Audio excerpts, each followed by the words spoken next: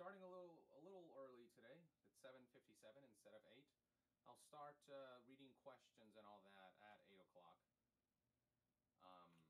Now here's the unfortunate thing. So I'm looking at Patreon right now, and normally I start answering questions that people who couldn't make it post on Patreon. The problem is that if I go to that right now, it says it's down for maintenance. So that's kind of unfortunate. I don't know if I'll be able to read off of Patreon, so you guys are going to have to load up some questions and spam them through the chat right about now, because I got nothing to go on right now. I'm refreshing. Wait. Oh, wait, it's loading. It's loading. Never mind. Okay, right on time. Excellent. Okay, so at exactly 8, we can start. In the meantime, just want to say hi to those who are here early. I guess I'll post on Discord.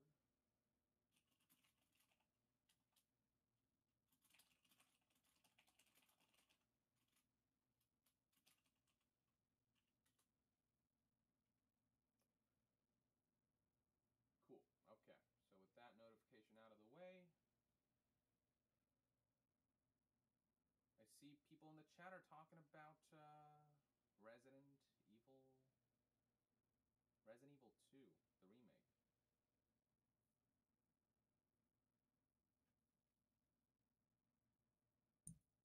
Shit. Okay. Hi, hello. There was no sound for a while. That's because I was muted by accident. Sorry about that, folks. So what I was saying was that I started early, and I'm gonna wait until exactly 8 o'clock before I start answering questions. Patreon was down for a solid couple minutes, but it's back up now, so I can start answering questions people left here, and then I'll get to the chat. Yeah, okay, so sound works now. Sorry about that. I've been talking to nobody for the better part of a minute and a half or 2 minutes. So that's kind of unfortunate, but everything's good now. I see we got, let's see, who do we have here right now? Casual Ninja is already here. He was the first one to post a message. YBEC, why to see you, or nice to see you again. Soul Embrace, I always see you around. It's good to see you again. Disturbed 707, he says, what's up, Young? What's up, man? Thanks for hanging out with me here for a solid hour. Who else do we have? Joe Hunt. I saw on Discord you went to the gym, so glad you could make it back in time. I hope the workout went well. I hope the sound's working adequately now. Step Hen says, hi, Young. Hello to you, Step. Think of questions you may have. Leave them in the chat, and I'll get to them as soon as I can. And finally, Level 1 says, hello. Hello to you too, good sir. So with that out of the way, Devin, hey, you made it. Good to see you again, man. Okay, let's dive right into the Patreon questions. There aren't that many today. So, I think we'll get through these pretty quickly, and then I'll get right into answering questions you guys might have. Or if you don't have any questions, you just want to talk about random topics and just hang out, we can do that too. So, first up, let's see. We have a comment from Hassan Abakli. He says, I have a clip with Mats that would be an interest to you concerning Death Stranding. I'd like to share it with you and take your opinion on it. Well, you can always message me privately on Patreon. Send me the clip that way, link it there. So yeah, if you have something of note that you'd like to share with me, I'd love to take a look at it. So just send me a message. Or if you're on Discord, you can send me a message there as well. There are plenty of means to contact me. So with that, next up, Aiden Austin, what are your thoughts on the supposed rumor of Microsoft teaming up with Nintendo, and if it becomes true, what Microsoft what Microsoft would you like to see in Super Smash Bros. Ultimate? So what Microsoft character, I guess, is what you're asking. So yeah, what I'm hearing is that, like, Game Pass might come to Switch or something. I like something crazy like that. I'm not sure how legitimate those rumors are. That'd be kind of insane, but kind of cool too. I mean, I don't know how that would work, but assuming this rumor is true and you're wondering that should this partnership come to fruition, which character I'd like to see from them in Smash, I would have to go with Banjo-Kazooie. Because right now Microsoft owns the rights, I believe. They own Rare, and they're the... Let's see, Banjo-Kazooie. Just want to make sure I have my info right here. Let's see, Banjo-Kazooie series. Yeah, so publisher Xbox Game Studios, 2008 to present. Yeah, they own the series, so you know, it'd be up to them to decide if the character can make it in Super Smash Bros. Ultimate. But it doesn't seem likely that'll happen. They've already picked the 5 DLC characters. One of them's Joker. There was the Piranha Plant pre-order bonus. And then there's 4 more who I've heard will be like the Minecraft dude, some character from Dragon Quest, Ryu Hayabusa, is that Ryu Hayabusa from Ninja Gaiden, and finally Doom Guy from Bethesda. I heard those were the other 4, and this is based on the fact that there was this one poster on some forum who knew Joker would be in Smash Ultimate before it was announced, and then he posted like the other for the 4 other characters alongside that. So if he got Joker right, you know, I can only surmise that he might get the other characters right as well. And, you know, if Joker from Persona 5 can make it in Smash Brothers, I don't see why Doom Guy couldn't make it, especially with Bethesda being much more amicable towards Nintendo, putting more of their games in Switch than they ever did for their previous consoles in this generation. You know, Skyrim, you know, I think Doom Eternal, is that coming out on Switch? Doom Eternal Switch.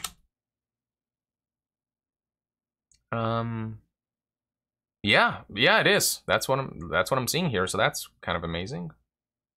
Yeah, that's crazy. So yeah, a lot of support for Nintendo from Bethesda's part. I can see Doom Guy making it in easily.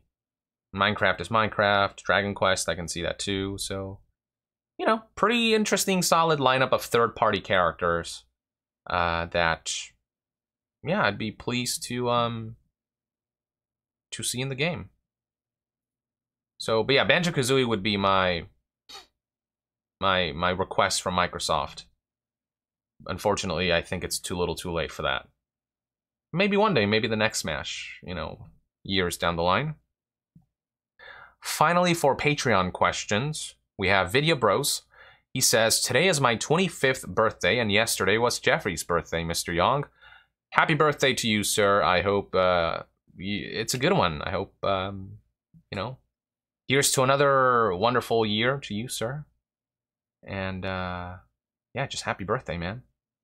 He says, he continued, I got a cool My Hero Academia duffel bag with Kit Kats in it and some other cool stuff. My older brother pre-ordered the physical edition of the collector's edition of Toe Jam and Earl Back in the Groove for me, and I'm really looking forward to that. Such a classic series.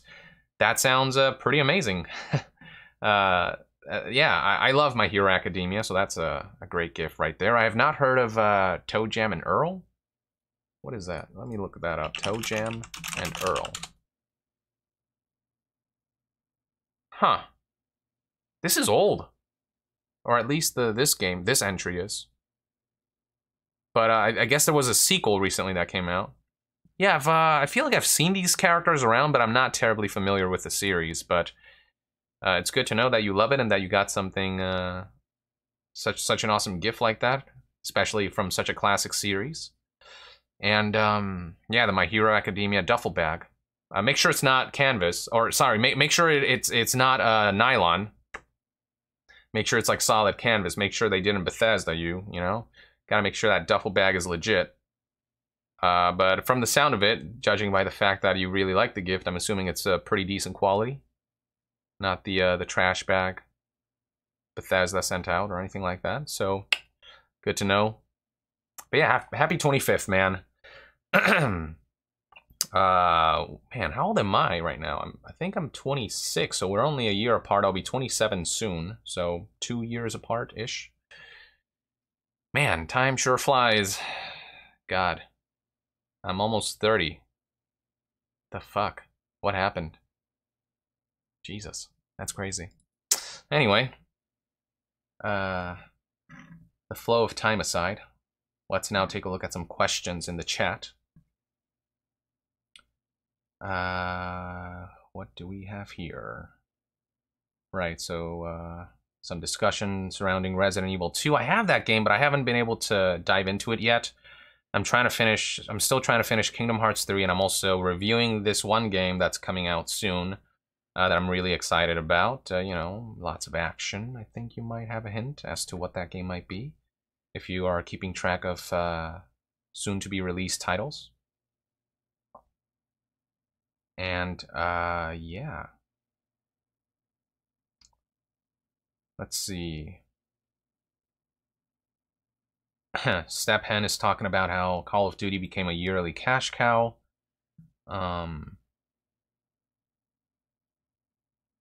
Bobby Kotick and all that. Yeah, Call of Duty. There's going to be a new one every year. I think next one is going to be Modern Warfare 4, if I heard correctly. But yeah, God, you know, with Activision having sort of underperformed despite, you know, record revenue or whatever, yeah, they're kind of monetizing more aggressively now.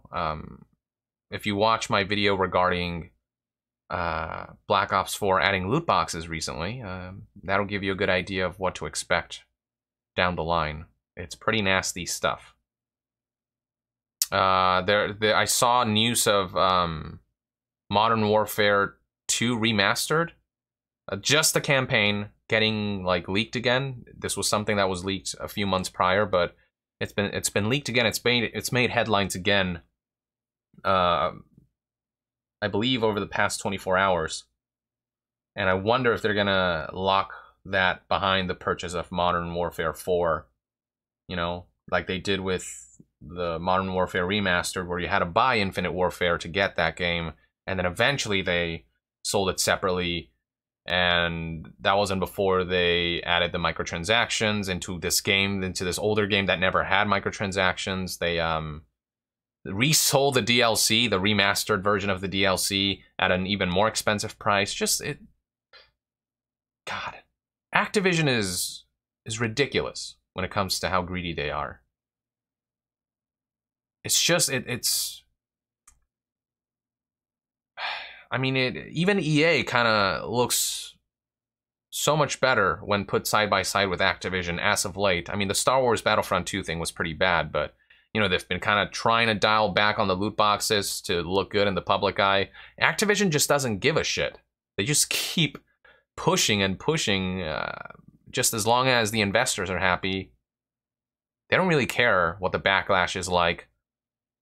They don't care that their games are just, I don't know, glorified casinos, glorified money-milking machines rather than entertainment products.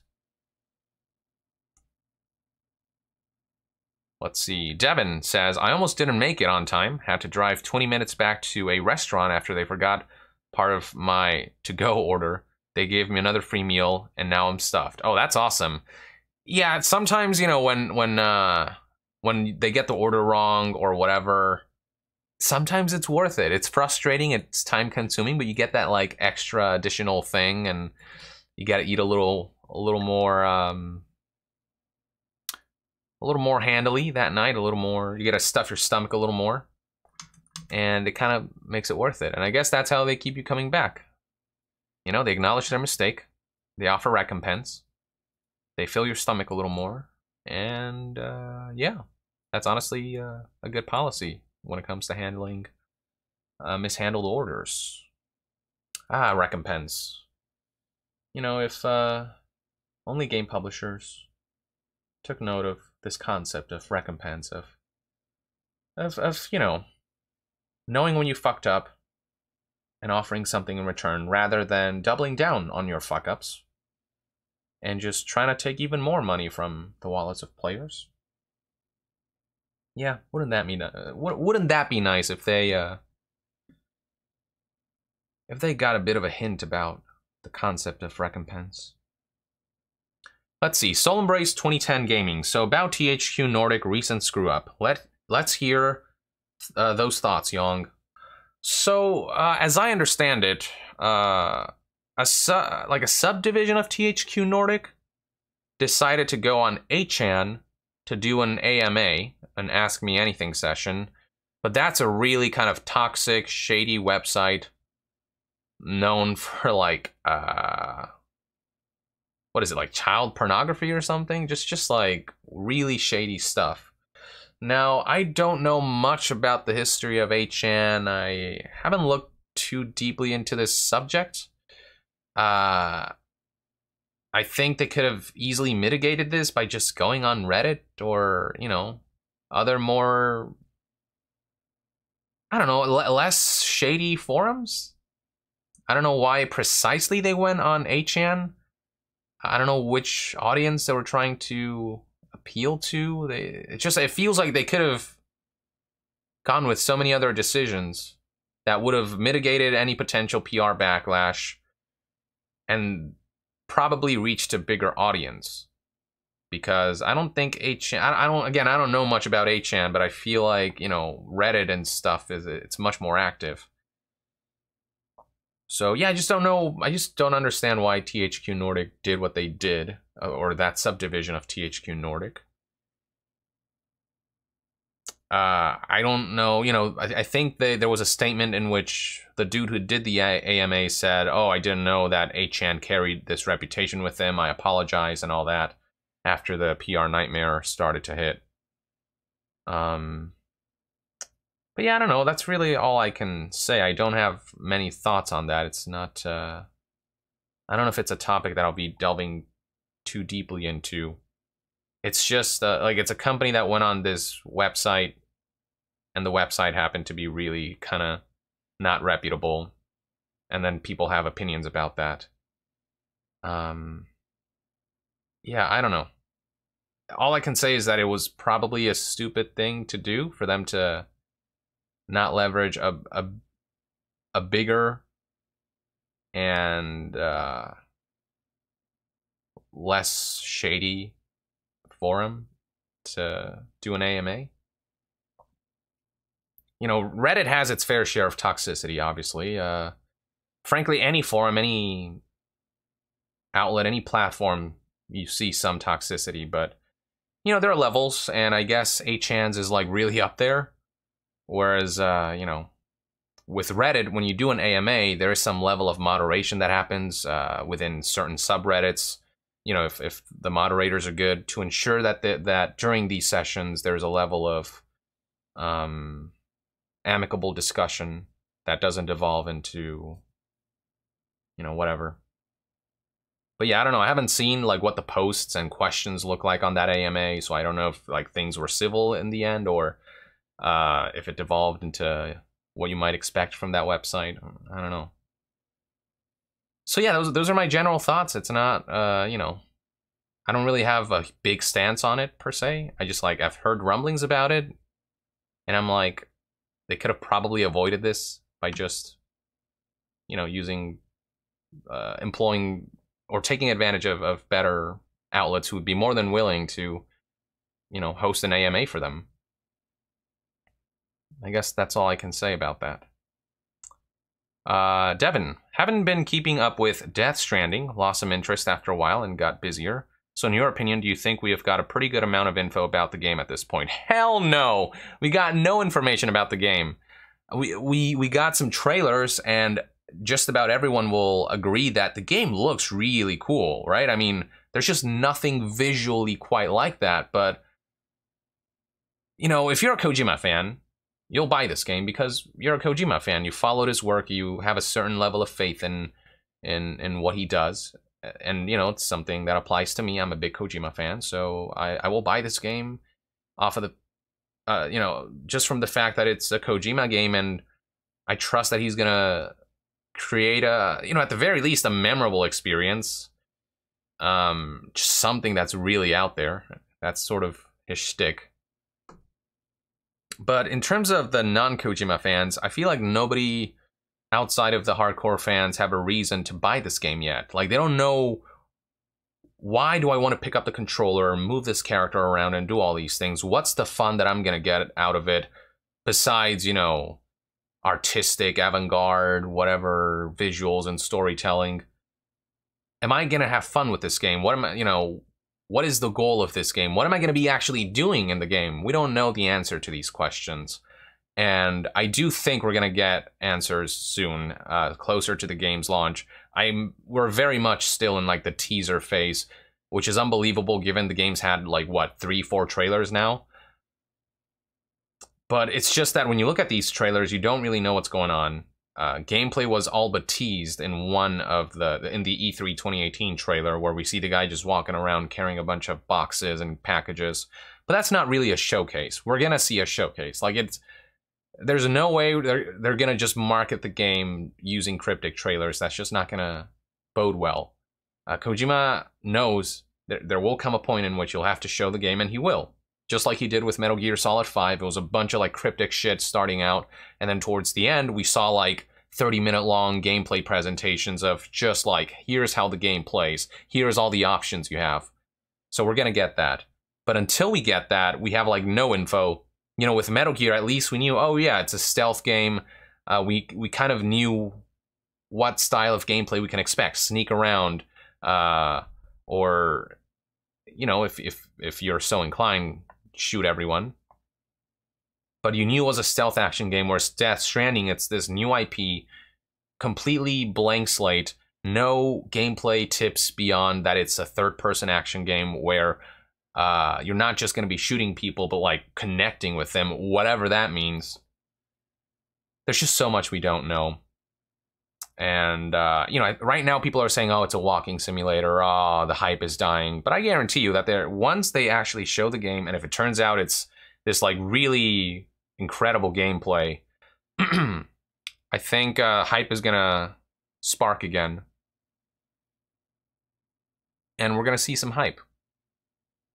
I think Kojima's just biding his time, waiting for the right moment before unleashing everything we need to know to justify a purchase for that game. So, yeah, I don't know. I'm not worried. But right now, we definitely don't have a good amount of info. And some people are growing impatient. Understandably so, it's been years. But there were definitely... sometime this year, I think we will see a major blowout. And I think it's going to be great. The feedback has been good. I mean, people who've played the game, the few Kojima cohorts, like Jordan Vogt Roberts, this one author that I talked about in my previous video, who I forgot his name, they were all like, you know, blown away. Like, they're all saying how, you know, like miraculous this game is or whatever. And I don't know if that's a hyperbole, if it's just them, you know, being fanboys, or if they're actually being honest about their feedback. I'd like to think they're being honest, that there's really something special about this game. I believe them. Guerrilla Games play the game and they're like, you know, speechless. This is incredible what they did with our engine, stuff like that. So, yeah, still teasers, tidbits of vague information. Yeah. So that's that on Death Stranding. A lot of people touting their ages. We got YBEC saying, oof, the almost 30 club too, eh? Feels old, man, LOL. You know, there's still plenty of years ahead of me. You know, 20, 26, 27, still pretty young. You know, there's still a lot that I can do and that I can look forward to. But it's still weird knowing that I'm almost 30. Like, that's crazy. That 10 years ago was 2009 and not like 1999. That to me is insane. That when I say 10 years ago, we were like in late 2000s. Oof, shit. Not a great feeling, but you know, it is what it is. You just keep living life to the fullest, right? Until, you know, until your eventual departure from the world. You know, that's something you got to look forward to at some point, but hopefully that'll happen in the very long distant future. I hope to live a long and fulfilling life.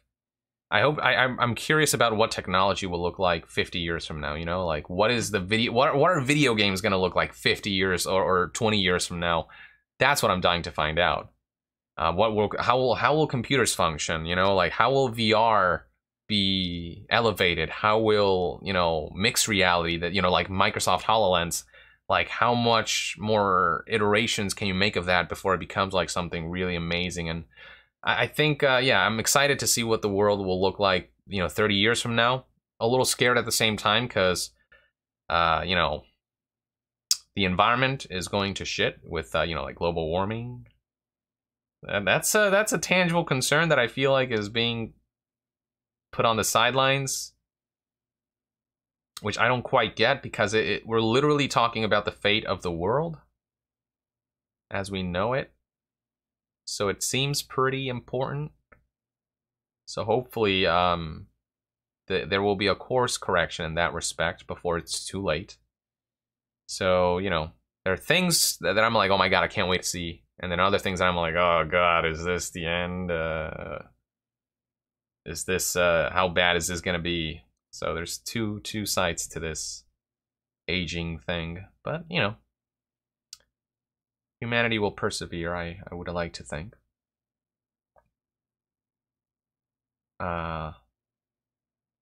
Uncle Brat, I'm pushing 65. It doesn't get any better. Wow. Well, keep on pushing, sir. I mean, here's to another, you know, 20 years, right? 20, 30 years, whatever, man. Yeah, man. It doesn't get any better. Oh, boy. Yeah, well, one day, you know, I'll get there, too. And it is what it is. Hopefully by then I'll be settled down and enjoying myself rather than working my butt off to my detriment. You know, once I get to that age, I hope to see more of the world and live, you know, just be comfortable and have fun with people and with those close to me and stuff like that. I don't know. Who knows? For me, that's like 40 years from now. Oh, jeez. Wow. Yeah, I cannot imagine what my life will look like by then. Yeah, and Soul Embrace says he'll be 28. Yeah, man. Oh yeah, Devin, 21. Okay, yeah, you're still at a good prime age. That's good. Oh, you'll be 21 in May. Buy me a drink sometime, LOL. Yeah, you'll be legal drinking age. That's something. You know, it's funny enough, like when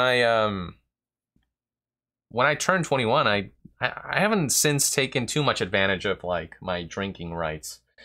I don't know, it's just as you grow older, you kind of realize like these really loud and heavy parties, they just kind of become less and less interesting. That's what happened for me, at least. And so I stopped drinking as much as it's not like, and it's not even like I drank a ridiculous amount even when during my peak prime period of drinking. It was just like I attended like theater parties because I was in theatrical productions, and so I would go to cast parties and you know, have fun with people there. But yeah, after 21, after I stopped doing theater to pursue YouTube full time, I just haven't drank that much more often. And also genetically, I cannot like hold my alcohol quite as well as, you know, other folks can. You know, I have the Asian glow. If I don't drink for a long time and then drink heavily one night, I'll get a fucking killer migraine. And then, so if I drink consistently, my hangover won't be as bad. But it's just, you know, if I go long breaks, with long stretches of not drinking, and then I get drunk one night, then yeah, that very night I'll just have this intense migraine. So it's like my tolerance goes down or something. I don't know if there is alcohol tolerance that builds up the more you drink, but That's what it feels like to me. Why am I talking about alcohol and my drinking habits? I don't know. But there you go, for those who are curious. Yeah, lately just haven't gotten drunk in a long time. Or tipsy, even. Might have had like a beer with a friend, but nothing hardcore. So that's that.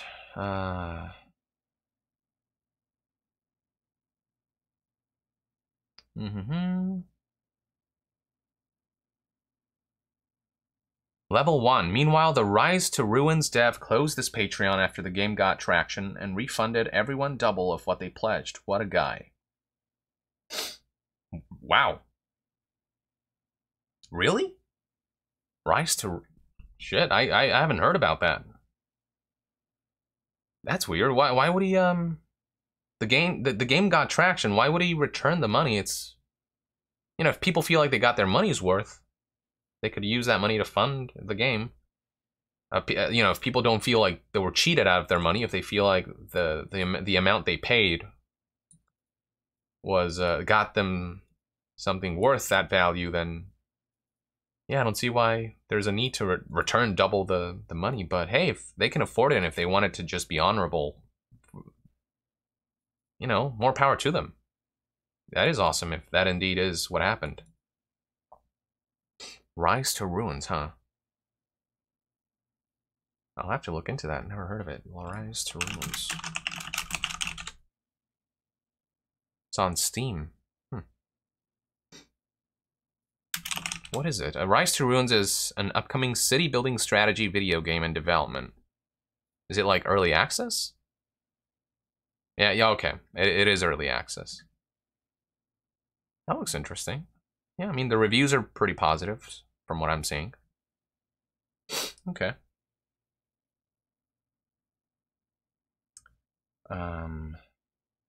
Casual Ninja says 8chan was created for the 4chan exodus. Okay. Yeah, I've heard of 4chan, also not very reputable. But I've never really delved too deeply into 4chan or 8chan or any of the chans. So I just can't say much because I don't know the history behind all that. So yeah, I stick to just, my own thing. I'll occasionally peruse Reddit, see what's going on there, certain subreddits that I'm interested in, or some subreddits that may be pertinent to the content that I produce. I'll occasionally take a peek and stuff like that. Look at people's feedback, but yeah, I don't really peruse forums all that much. Devin, did you end up seeing Dragon Ball Super Broly? I liked it, but I wish they hadn't retconned certain things. It's canon to both the anime and the manga. I did not see it yet. It's probably not in theaters anymore. I was too busy. I don't know. I just didn't get the chance. But once it comes out on digital, I'll definitely be sure to stream it on like Amazon Prime or whatever. I do want to see it though, for sure. I love Dragon Ball. I've always loved Dragon Ball as a kid. Super was all right. I wasn't not nearly as good as Z or the original Dragon Ball.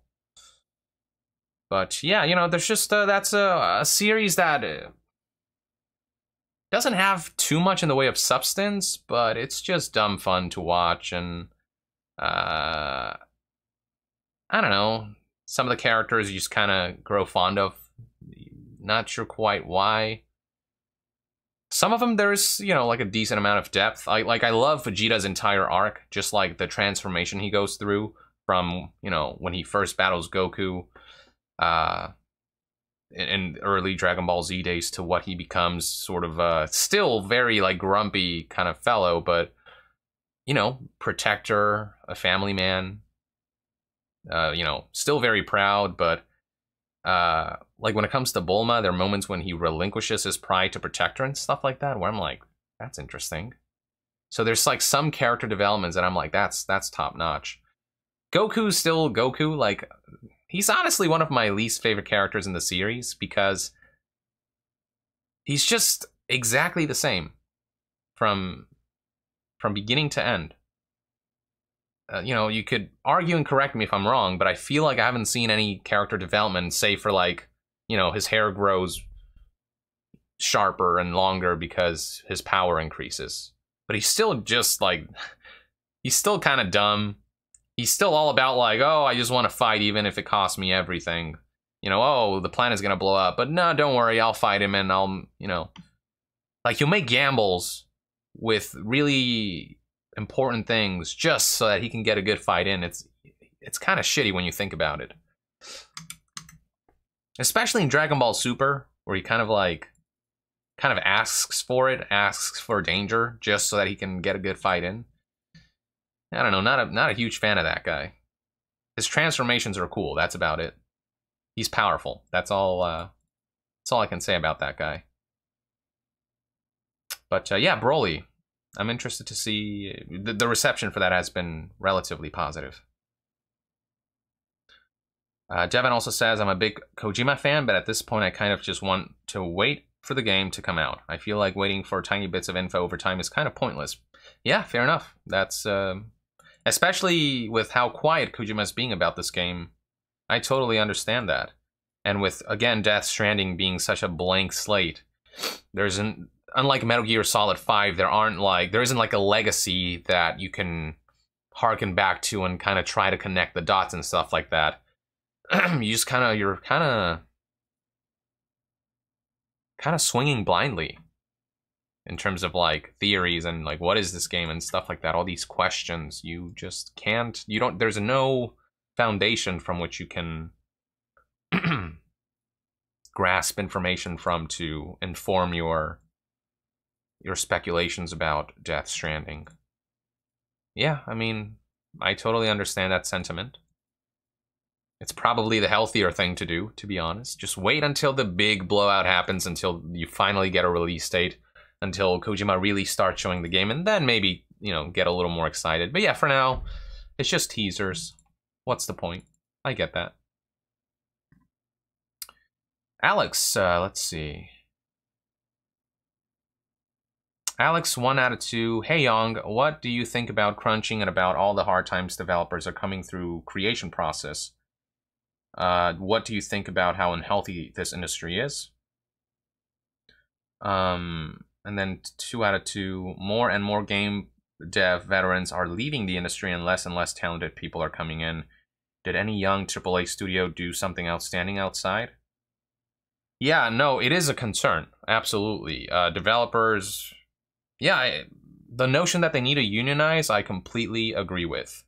Because while that doesn't necessarily completely mitigate firings and stuff like that and layoffs, what that does is give them a seat at the table, let them negotiate, and prevent just like off the cuff, like I'm gonna lay you guys off because we had record revenue, but it's still not enough. Like, you prevent situations like that from happening. You allow conditions, you know, like, you know, negotiate that you give people a certain amount of time before they get laid off, you know, stuff like that. You just give them more security so that they can, you know, either prevent, you know, or mitigate the layoffs or make the transition easier for game developers who are in between jobs. So yeah, I think it's shit that publishers treat developers the way they do. They're just sort of expendable. And yeah, it's time to sort of acknowledge the kind of the amount of work that goes into making these games, the long hours, and they cannot make good games when they're constantly fearing for their jobs, when the thought isn't how can I push the creative boundaries, but more about how do I keep my fucking job. When they're prioritizing survival over creativity, yeah, the games suffer. So it's bad all around for the product, for the consumers, and then especially for the developers whose livelihoods can easily be upended by executive whims of just, you know, well, you know, and it's the publishers, it's the executives who kind of like make the decisions that lead to the whatever, the projections not being met and all that. It's not the developer's fault. It's the guys at the top making the decisions that lead to success or failure. And when they succeed, they get bonuses, but when they fail, it's the people under who suffer. It's the people below them who suffer. It's such a fucked up system. So something drastic needs to happen. Unionization is the big one, I think. And I think as we keep seeing shit like this happen, the layoffs and all that, the way devs are treated, the long hours, the bubble's gonna burst. Like the camel's back, the straw's gonna break the camel's back, and I think we're gonna eventually see developers push for unionization, for safety, for security, for less just bullshit in that regard. So I just, yeah. And I think the Activision layoffs, the 800 people who were laid off on a whim while they were reporting record revenue, that's a big one. That's, yeah. That highlights the issue very prominently. And the way, you know, the Telltale folks, the way they were given no notice about, you know, the state of the company, and then the way they were laid off on the day of. Yeah, it just sucks. You know?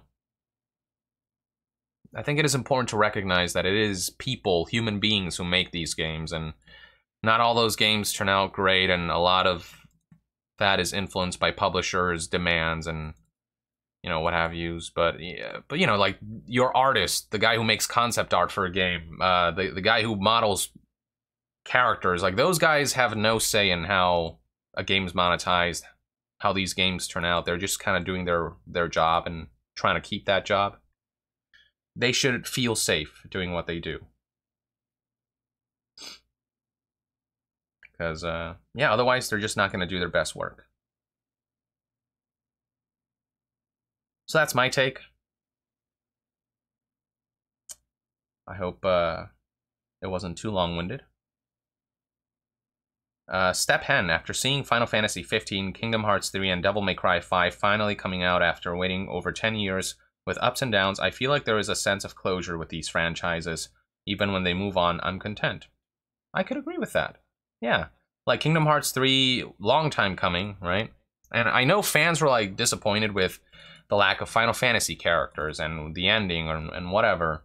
I, for one, really enjoyed Kingdom Hearts 3. I'm really enjoying it. I'm enjoying it more than 2 and 1, to be honest. Just everything feels better to me. But the story's still dumb as ever. I don't know. I don't pay attention to the story anymore. As for Final Fantasy 15, you know, yeah, I mean, that was also a long time coming. And they finally got it out. And, you know, just like Kingdom Hearts 3, certain people were disappointed that it strayed so far off from what they're used to with the Final Fantasy series. But I think with what Tabata had to work with, he did a great job of taking a project that was in shambles and like piecing it all back together in a coherent package. And then Devil May Cry 5, yeah. That's a badass game coming out in like a week. Worth keeping an eye out for, I'd say. But yeah, I still have to finish Kingdom Hearts 3 though, so I haven't seen like the ending and the secret ending. So I don't know if like there's implications of sequels. I know there was talk of DLC, but yeah, we'll see how that turns out.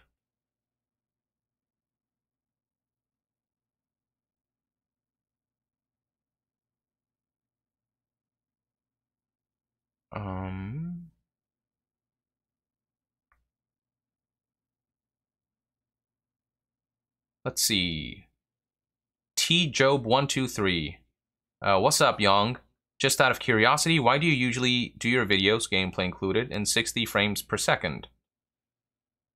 You know, for gameplay especially, you have to be able to show how smooth the game is. You have to represent accurately whether, you know, their frame rate drops and stuff like that. So, you know, making the video 60 frames allows people to see, you know, the moments when frame rate hitches happen and stuff like that, because games are normally traditionally running at 60 FPS, so I keep my frame rate to match that, so that, yeah, if I do show gameplay, people accurately assess like how smoothly the game runs. So yeah, that's mainly the reason. It's the standard of video games, and I know other games run at 30, and that's fine too. But for the ones that do run at 60, I do want people to see how that looks in action. That's really all there is to it.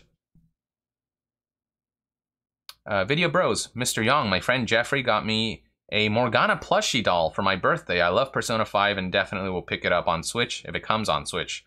Yeah, I do get the feeling that like Persona 5 R or whatever, I feel like it's coming to Switch, and especially with Joker coming to Smash Brothers Ultimate. Speaking of which, I don't know if it's visible from here, right there. That's the My Morgana plushie, right next to Mega Man. So, yeah. I don't know if yours is bigger or of a different variety. I got mine as part of the collector's edition for Persona 5. Amazing game. Just, it may be a little stretched out. Like, I feel like it should have been maybe like 20 hours or 30 hours shorter.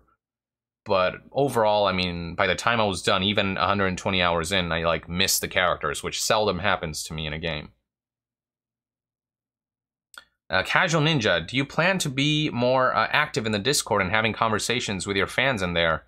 Yeah, you know, if you can at me, I'll try to respond as soon as I can.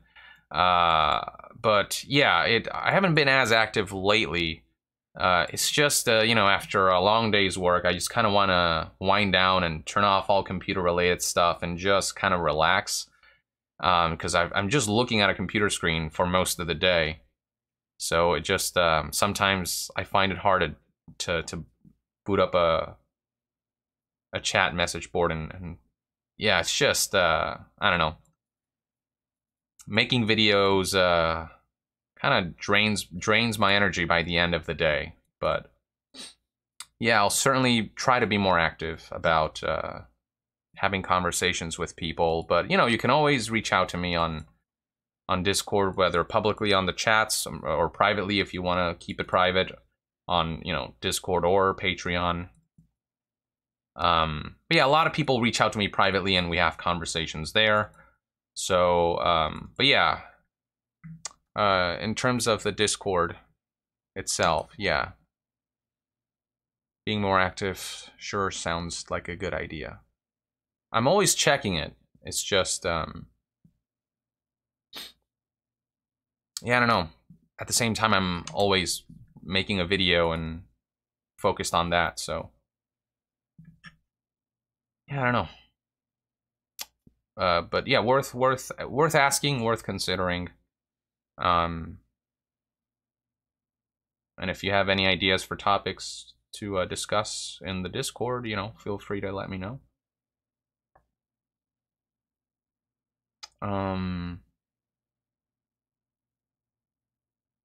Let's see. SB0083, oh, Persona 5 fan. What other Persona 5 games do you think will be released? Also, I turned 29 on the 10th of this month. Nice, congrats, 29. 29, so 2 years ahead of me, huh? Well, I turn 27 on the 27th of this month, so our birthdays aren't too far apart. That's nice. What other Persona 5 games do you think will be released? I mean, I guess there's already like the dancing game, and then Persona Q2, I believe, has Persona 5 characters in it. And then there's Persona 5 R, which I think is going to be like Persona 5 or Persona 4 Golden, or, you know, that's sort of the re-release of the game with like expanded content. It's going to be that, the equivalent of that. And beyond that, I honestly couldn't tell you. Yeah, I don't know. Maybe a fighting game, like Persona 5 Arena or something. Or a new Persona Arena game that includes Persona 5 characters alongside the P4 and P3 ones. That's what I'm anticipating. Stephen says, things I felt embarrassed about as a teenager I end up loving again, like the Power Rangers, and I'm coming 29. You know, Power Rangers, yeah, that was my shit back in the day. I haven't kept up with it much since, I stopped watching it, not because I felt, and oh, I'm too mature for this, but just because there were just so many different Power Ranger spin-offs, and I just kind of lost track of it and petered out. But hey, Power Rangers is dope. It made my childhood, so yeah, fuck it. Don't let other people judge you on that. If you love Power Rangers, man, love it with a passion. And yeah. And that's with anything. If you love any franchise, any game, TV series, whatever, just love it. You do you. No, for me, I don't feel embarrassed about, the things that I'm a fan of.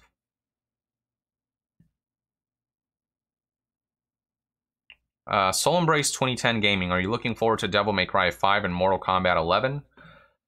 I haven't kept up with the Mortal Kombat series as much, but the new one does look really good, so I'd be looking forward to trying it out and dishing out fatalities and seeing all the gory animations there. And Devil May Cry 5, absolutely. I'm a huge Devil May Cry fan. Love them growing up. I believe I played every game except 2, which I hear sucks. And I'm afraid to find out how that plays. But yeah, I played 1, I played 3, I played Devil May Cry 4, and even DMC, which, despite its sort of, I don't know, visual dissonance with what we traditionally associate with Devil May Cry, the gameplay was solid. So I didn't mind it, I didn't hate it, just, but definitely prefer the more gothic themed, the classic Devil May Cry. So it's good to see Devil May Cry 5 kind of returning to form, if you will. So super excited about that. Just, yeah, Dante's like one of my favorite characters. He just doesn't give a shit, and he's just stylish, badass, 24/7. Just cracking one-liners left and right. Just, I mean, the whole thing's just so cheesy, but it's so self-conscious, and it's perfect. It just constantly brings a smile to my face, except when, I play in higher difficulties and bosses keep wrecking my shit, at which point I really have to focus in frustration. Disturb 702, what do you think about the possibility of Xbox Game Pass coming to Switch? That's a wild rumor. I think I briefly touched upon this. The thing is, with like streaming being such a big part of the future of gaming or whatever, it's first of all, it would have to be via streaming, right? I mean, I don't foresee Switch being able to natively play, the big Xbox Game Pass titles that require a certain level of graphical of hardware prowess. So I do, if it is coming to Switch, it'll be, I think, via streaming, and we've seen like games in Japan especially, they offer an option to stream the games, and so games with high graphical fidelity can run on Switch via the internet rather than directly on the machine. It's possible, honestly, it's possible, but also why? It's, I don't know, from a business standpoint, it just doesn't seem like it makes much sense to take such a big part of Xbox and spread it around instead of confining that service to their own platform. But if they know what they're doing, and if they're willing to spread their audience, widen the audience of people, or the number of people who can take advantage of Game Pass, more power to them. I have time for a couple more questions. What would you say your favorite anime is from SB0083? Without question, I would have to say it is Death Note. That anime was cocaine for me back in the day. It was like, it kept me at the edge of my seat, eyes wide open, and I was addicted to it. So, fuck. Yeah, it's just that cat and mouse game. Some of the insane, batshit insane plans that Yagami Light kind of pulls out of his ass. You're just like, how does anyone think of this shit? Like, the writers and then the character himself. Like, how do they come up with this insane plot that is insane, but then you think about it and you're like, it's also genius. Holy shit, like, that's so cool how they pull that off, and using the gimmick of the Death Note to like I don't know, to just exploiting the Death Note powers to execute these really intricate plans as they pursue this game of cat and mouse. It's I don't know, nothing like it. So I'd have to say Death Note. It's, I don't know, such a rewatchable anime for me. Even if I know what's coming up next, just the way it's presented, the voice performances, the anime sub, or the... Yeah, I watched the sub version, so the Japanese voice acting is phenomenal. The gimmick is awesome. Just the whole concept. An anime that I'm interested in diving into is Mob Psycho 100, but I want to wait until the whole series runs before I binge it altogether. Johan says, I want all the Death Stranding info I can get. Keep making Death Stranding videos, Young. Will do. You know, I get, you know, some people are not going to keep up day to day, but I know others will, and I'm going to certainly be keeping up with all the little minute details and information. So yeah, no worries. I'll keep shelling out Death Stranding videos. And I cannot wait until they actually, you know, whenever Sony hosts whatever event they're trying to replace E3 2019 with, when they show more of the game there, yeah, you can bet your ass that I'll be there to cover all the new info.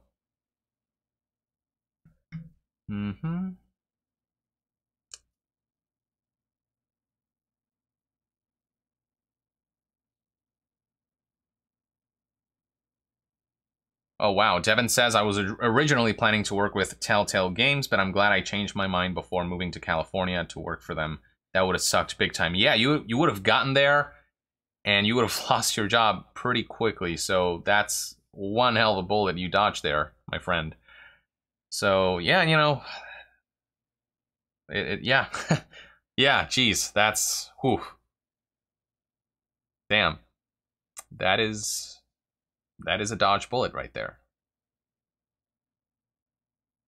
Yeah, that, what happened with Telltale it's really shitty.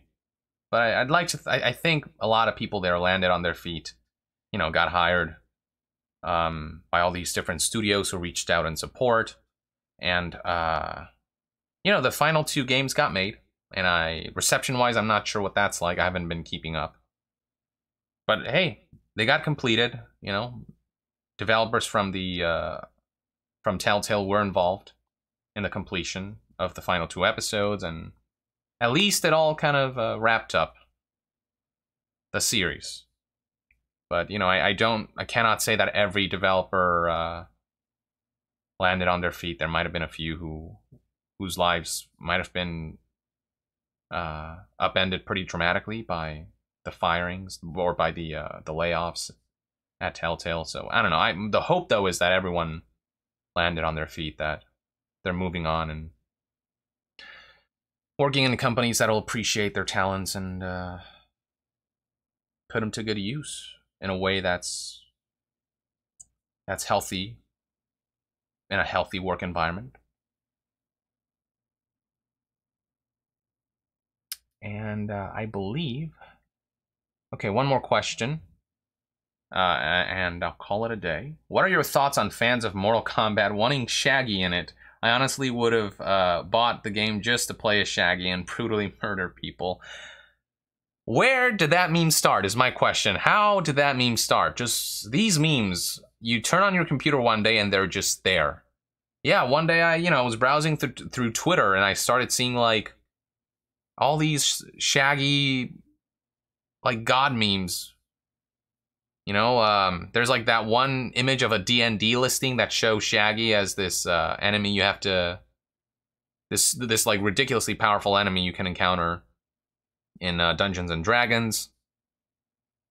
I saw one about like the Hiroshima and Nagasaki nuclear bombs and how like somebody implied that one of them was Shaggy or something. Just like really crazy shit.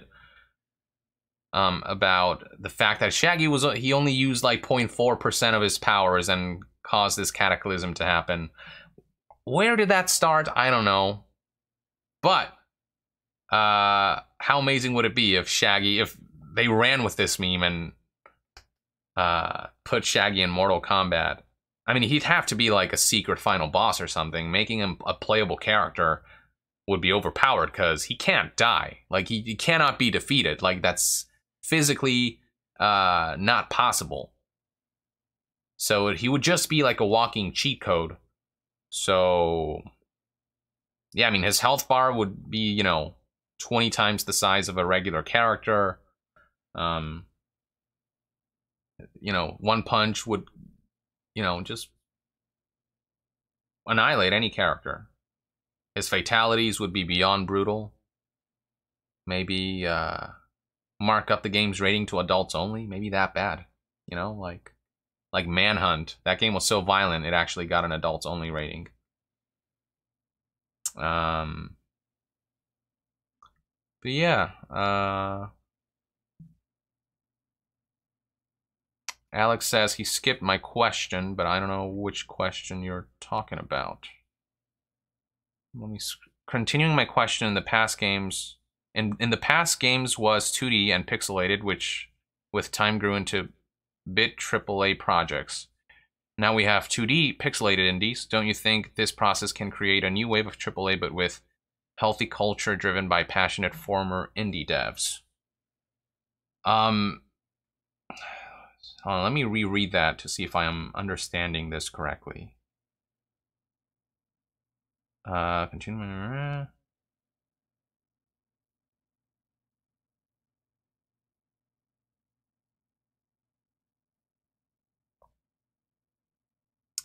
Okay.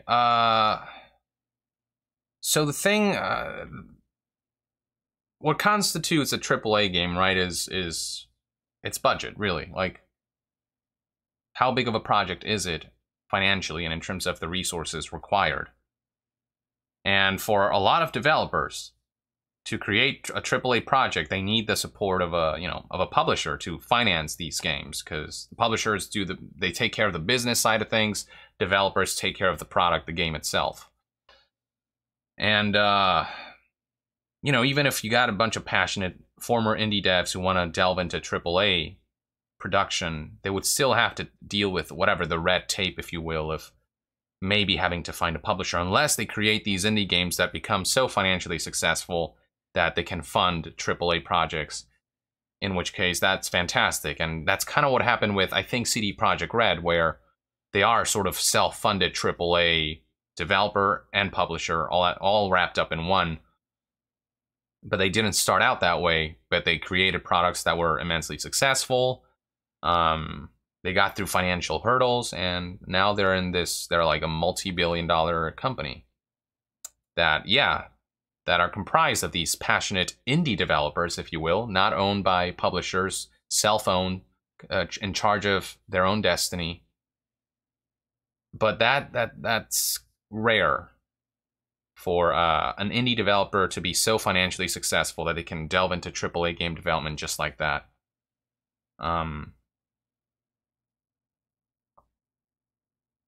So yeah, it's just you can have passionate developers, but if the publisher steps in to screw everything up, it doesn't matter. You just kind of have to abide by the publisher's will and whims. And I don't doubt that the people who made like Anthem, I don't doubt that there was passion there, that there were people there who believed in what they were doing and really wanted this to be the best product possible. It's just whatever happened, and I mean, I don't know who to blame exactly for Anthem, but I wouldn't say developers weren't passionate. It's just, I don't know if there was some trouble behind the scenes we don't know about. If, they just don't know how to make looters. I don't know what it is, but yeah, I guess that's my answer to that. Being a former indie developer with passion doesn't guarantee that you'll have your AAA projects approved, that you can fund them and stuff like that. But at the same time, I love the wave of indie developers that's been so prominently in the spotlight lately.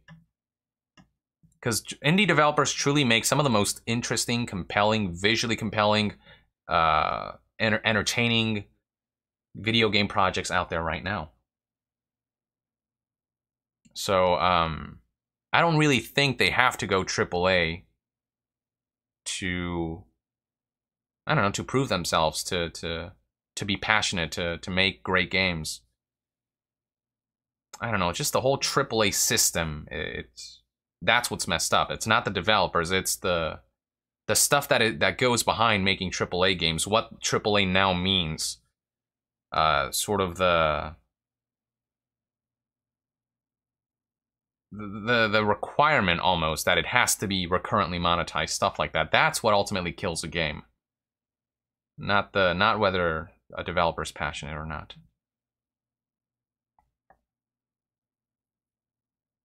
And then Stephen asks, like, Hellblade, that's more of a AA game. That wasn't super high budget. It's more of like a step below AAA, but yes, more games like that. I think if we can foster that, the video game landscape can improve. But it's just, yeah, we don't see games like Hellblade as much as we used to. Everything has to be either AAA or, you know, indie developers are strapped for cash, so they can only make sort of lower budget video games. One last question, and then I'm really done for sure. Soul Embrace 2010 Gaming. Thoughts about Reggie leaving Nintendo and leaving it in Bowser's hands? He left with grace, Reggie. I mean, say what you want about the guy. You know, sometimes he's so full of, you know, PR bullshit with the way he responds to inquiries about certain aspects of Nintendo. You know, he tries to paint everything in this bright picture when, even in moments that Nintendo's struggling. Which, you know, it's his job to make Nintendo look good. I get that, but sometimes there was a level of PR bullshittery where I'm like, come on, Reggie, really? But overall, though, you know, he was a very likable guy. Just a living meme. And he exited with grace, had a message for the fans, thanking them for the opportunity, for the great times. It's just, you know, there aren't many executives in the world that people kind of consider a part of the community, you know? There's a camaraderie between Reggie and the Nintendo fans that's unprecedented. And Reggie left with grace, and, you know, he retired, and that's fine. It is what it is. And he left it in the hands of Bowser. Literally, the guy's name is Bowser. What the hell? So that should be interesting. I hope, you know, the man doesn't live up to that name, to what that name implies. I hope he doesn't, I don't know, turn out to be a greedy, you know, piece of work. But I don't know. He seems fine. We'll have to wait a few years to see how he does, how he handles Nintendo of America, and I wish him well. I wish him good luck. I hope he continues the legacy of Reggie, if you will. I hope they keep creating creative new products and hopefully improve where they can. Because I know, like, Nintendo of Europe, there are elements of it that are better than Nintendo of America in terms of, like, the promotions they offer and some of the services, and so I don't know. But yeah, overall, as Video Bro says, I'm gonna miss Reggie. You know, it's always interesting to see him get on stage or get on camera for a Nintendo Direct and do something so meme-worthy that the internet kind of can't help but love the guy, you know? So, yeah, it's sad, but it's part of the cycle. And I'm looking forward to, I'm hoping that Bowser will, fucking Bowser, I'm hoping that Bowser will do a great job. And that only the best is in store for Nintendo. And I love that there is a camaraderie between executive and the fans. Unlike, you know, like nobody loves. If Andrew Wilson retired today, they'll be like, good riddance. You know, fuck off, good riddance. But with Reggie, there's a tangible sense of something was lost. And so that's interesting. I think that says a lot about Nintendo as a company. All right, that is everything, folks. We ran a little over today, but we had some nice discussions. I hope I answered all of your questions. I try to do it to the best of my ability. And, you know, you can always reach out to me directly on Patreon or on Discord or, you know, all these other different means. So, yeah, let's stay in touch. I'll see you guys next month. On March 31st, I believe. Yes. And with that, I will see you next time. Yong out.